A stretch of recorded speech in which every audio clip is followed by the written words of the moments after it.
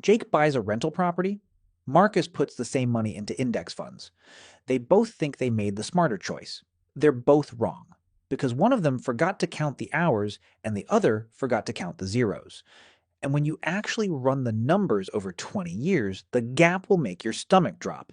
Let's keep this fair. Jake and Marcus both have $50,000 saved. They both earn $55,000 a year. They're the same age, same city, same financial starting point. The only difference is what they do with that 50 grand. Jake uses it as a 20% down payment on a $250,000 rental property, a modest 3-bedroom house in a decent neighborhood.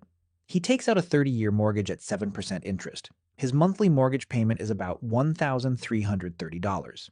He finds a tenant willing to pay $1,800 a month in rent. On paper, that's $470 a month in profit before he spent a single dollar on anything else.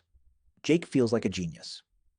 Marcus takes the same $50,000 and drops it into a total stock market index fund. No leverage, no tenants, no keys to hand over. He sets up an automatic contribution of $300 a month and doesn't think about it again. His coworkers ask him what he's investing in. He says, index funds. They nod politely and change the subject. Nobody's impressed. On day one, Jake has a house, a tenant, and a story to tell at dinner parties. Marcus has a brokerage account and a confirmation email. It's not even close in terms of how it feels. But feelings and math are two very different things. For the first few years, Jake is living the landlord dream. Rent checks hit his account on the first of every month. He drives past his property on the way to work and thinks, I own that. He's claiming mortgage interest and depreciation on his taxes, shaving a couple thousand off his tax bill each year. He's building equity with every mortgage payment. He's watching comparable homes in the neighborhood tick up in value. Everything about this investment feels real, tangible, and smart. Marcus? He logs into his brokerage account once a quarter, sees the number go up a little, then down a little, then up a little more. Year one, his $50,000 grows to about $55,000. Year two, maybe $61,000. It doesn't feel like anything is happening. There's no key in his pocket, no tenant texting him, no asset he can point to from his car window, just a number on a screen. Jake's friends ask him about the property. Marcus's friends don't ask him about anything. The social proof alone makes Jake feel like he's winning by a mile. Let's look at the numbers through year three.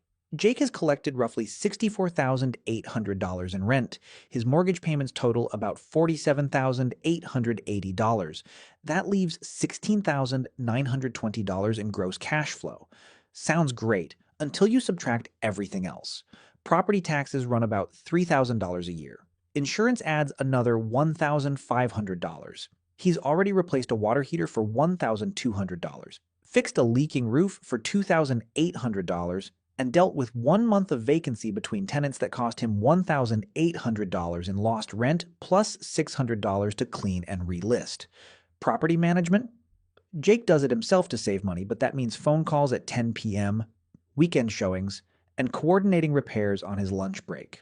After all real costs, Jake's actual net cash flow over 3 years is somewhere around $2,000 to $4,000.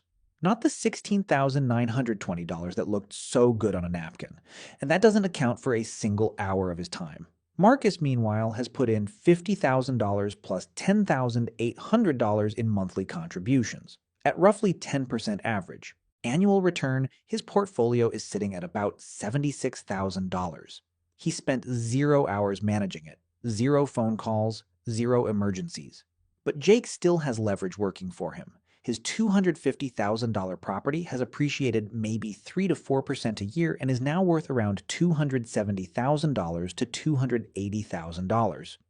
His equity, the difference between what the house is worth and what he owes, has grown to roughly $55,000 to $65,000. That's real wealth, and it came partly from using the bank's money. That's the power of leverage, and it's the one advantage stock investors can't easily replicate. The rent check is the number everyone talks about. It's the number on the YouTube thumbnail, the number at the real estate meetup, the number your landlord buddy brags about at the barbecue. What nobody talks about is everything that comes out of that rent check before you actually keep any of it. Vacancy. The average rental property sits empty about 1 month per year. That's not a disaster, but it's a full mortgage payment with zero income to cover it. And when a tenant leaves, you're paying for cleaning, minor repairs, listing fees, and your own time to screen and show. Maintenance and repairs. The general rule is to budget 1 to 2% of the property's value per year for maintenance. On a $250,000 house, that's $2,500 to $5,000 annually. Some years it's a $200 faucet fix. Other years it's a $7,000 HVAC replacement that you didn't see coming and can't postpone because it's August and your tenant is threatening to leave. Capital expenditures. Roofs last 20 to 25 years. Furnaces last 15 to 20. Water heaters last 10 to 12. These are guaranteed future costs, and they come in chunks of $5,000 to $15,000. If you're not setting aside money every month for these, you're not running a business. You're running on luck. Property management. If Jake hires a manager, that's 8 to 10% of monthly rent gone immediately, roughly $150 to $180 a month. If he manages it himself, he's working a part-time job he's not getting paid for. Either way, it costs something. And then there's the one risk nobody likes to discuss. Bad tenants. A tenant who stops paying and knows the eviction process can cost you 3 to 6 months of lost rent plus legal fees. That single event can erase an entire year's profit. Or more. None of this shows up in the $470 a month cash flow number. But it shows up eventually. By year 5, Jake is deep in the reality of being a landlord. He's on his third tenant. He's replaced the roof for $8,500, dealt with a plumbing emergency that cost $1,400, and spent 1 month with the property empty between tenants. He's raised rent to $1,950, which helps, but his property taxes and insurance have gone up too. His actual cash-on-cash return, the money he pockets relative to the money he put in, is hovering around 3 to 5% after all real expenses. Not bad, but not the 15 to 20% return he told his friends about at the barbecue. Marcus is still doing absolutely nothing. His portfolio has grown from $50,000 to roughly $135,000 to $150,000 by year 7, including his $300 monthly contributions. He didn't pick stocks. He didn't time the market. He didn't do anything except not touch it. The compound growth is starting to accelerate. The gains on his gains are now generating more new wealth each year than his original contributions. Here's what's happening underneath the surface. Jake's wealth is growing, but it's growing slowly after expenses, and it requires constant attention.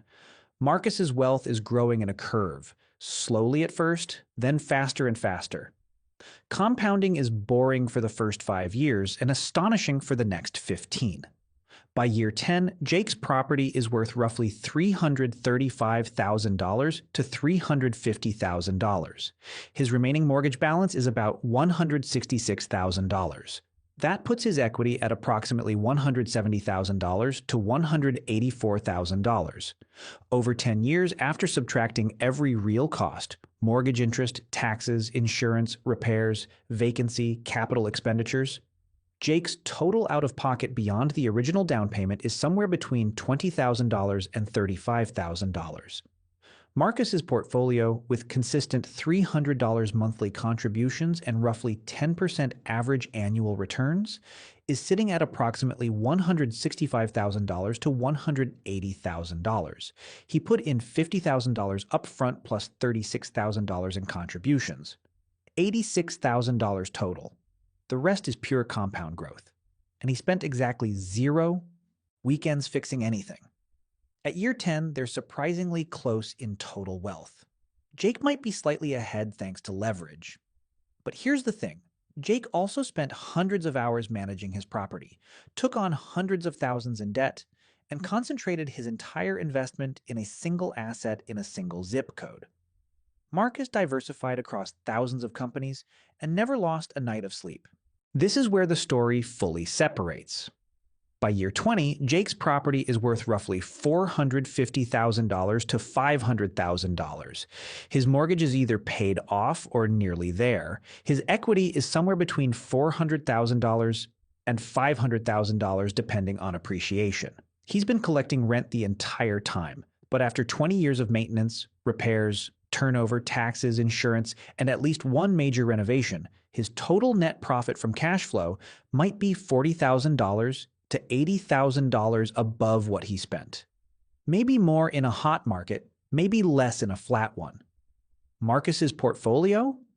At 10% average annual return with $300 monthly contributions, his original $50,000 has grown to approximately $420,000 to $460,000. That's with total contributions of $122,000 over 20 years. The other $300,000 plus is pure compounding. No debt, no tenants, no 2 a.m. phone calls about a broken pipe. When you compare net worth, they're in the same ballpark, somewhere between $400,000 and $500,000 each. But how they got there is completely different. Jake worked for his, Marcus waited for his.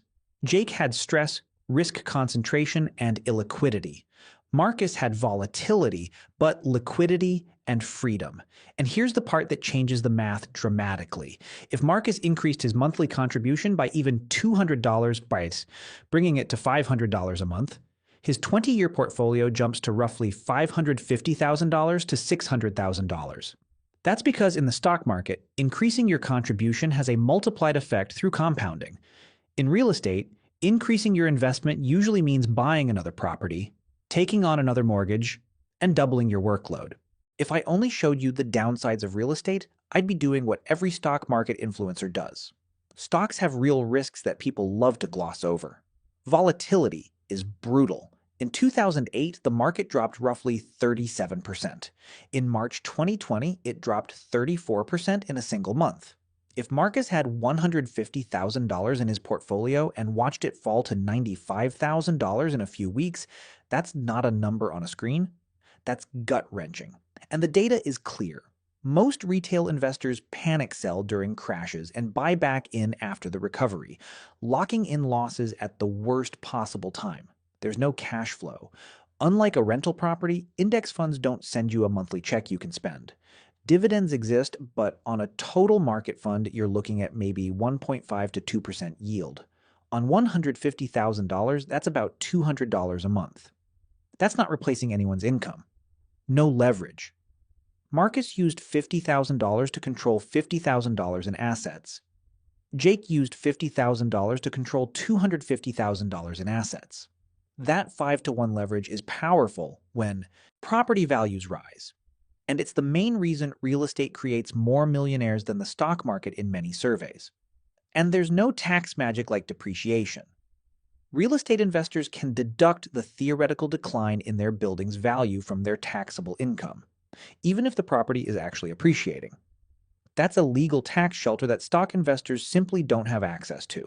Real estate wins in specific, identifiable situations. If you're in a market where the rent-to-price ratio is strong, meaning monthly rent is at least 0.8 to 1% of the purchase price, the cash flow math works in your favor from day one.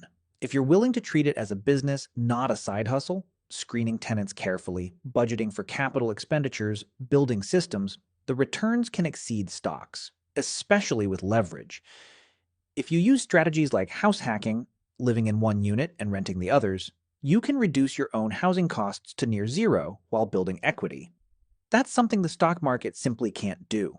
And if you understand 1031 exchanges which let you defer capital gains taxes by rolling profits into a new property, you can grow your real estate portfolio tax-free in ways stock investors can't replicate without retirement accounts.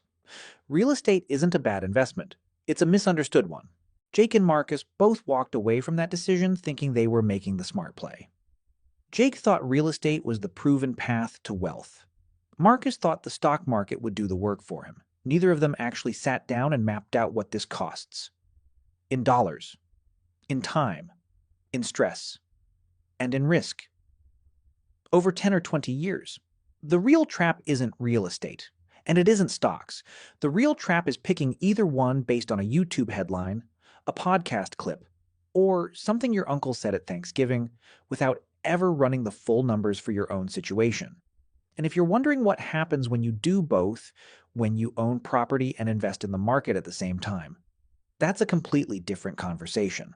And the math might change everything you think you know. But for now, the next time someone tells you real estate always wins or the stock market always wins, ask them one question. Did you include everything? Because the answer that includes everything is the only answer that matters.